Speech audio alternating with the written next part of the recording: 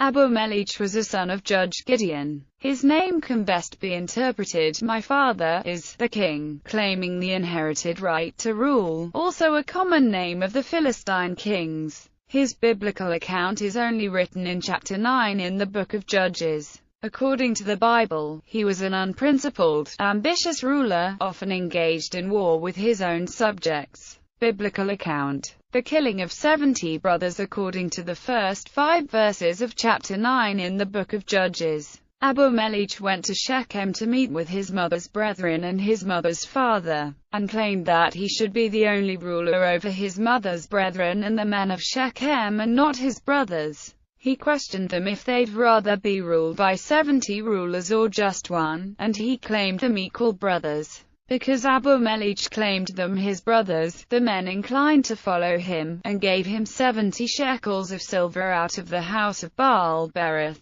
He and the men went to the house of Gideon, which is in Ophrah, to kill the 70 sons of Gideon, Abimelech's brothers. They were killed on the same stone, but only one had escaped, Jotham. Abimelech declared king since Abimelech was merely a son of Gideon's concubine. He made good of his claim to rule over Manasseh by killing his half-brothers. Jotham was the youngest brother, and he was the only one to escape from Abimelech's wrath. Abimelech was later declared king by the men of Shechem and the house of Millo by a pillar within Shechem. When Jotham was told of this news, he went on top of Mount Gerizim and cursed the men of Shechem and the house of Millo for their declaration, and fled to Beer to hide in fear because of Abimelech.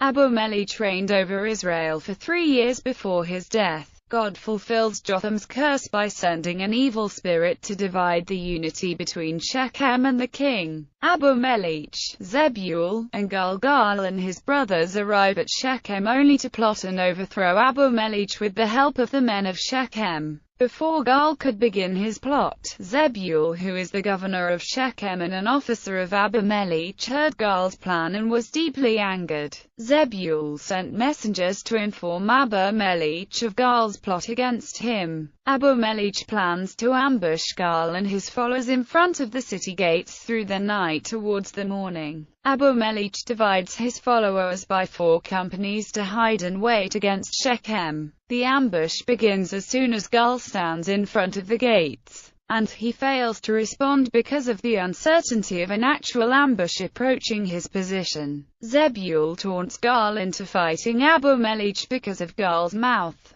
Gal fights Abimelech during the battle but fails and is forced to flee with his forces. Zebul chases Gal out of Shechem, and Abimelech dwelt at Arumah. Battle of Shechem. The day after Gal was driven away by Zebul, Abimelech gathered 3 companies by dividing his followers to attack the city. They waited on a field to ambush the people who were moving in and out of the city gates. He attacked as soon as the gates were open for the city dwellers, and 2 companies were sent from the field to attack the gates. They aggressively rushed towards the gate and devastated them. The seizing of the city lasted a day, and Abimelech slaughtered the people within the city. The remaining resistance went to the Tower of El-Berith to hold their ground. Abimelech hastily gathered his followers to Mount Zaman to show them his plan. He grabbed an axe and cut down the bough of a tree, and wanted everyone to follow his example. The bough was placed and burned around the tower, killing the remaining resistance along with 1,000 civilians. Battle of the Baz and the death of King Abimelech. The biblical account of the Battle of the Baz begins in the middle of the siege. Already, Abimelech has taken most of the city and comes upon a heavily fortified tower. The civilians head towards the top of the tower while he fights his way through. Abimelech successfully fights most of the way towards the tower, however he was struck on the head by a millstone, thrown by the hand of a woman from the wall above. Realizing that the wound was mortal, he ordered his armor-bearer to thrust him through with his sword, so that it might not be said he had perished by the hand of a woman.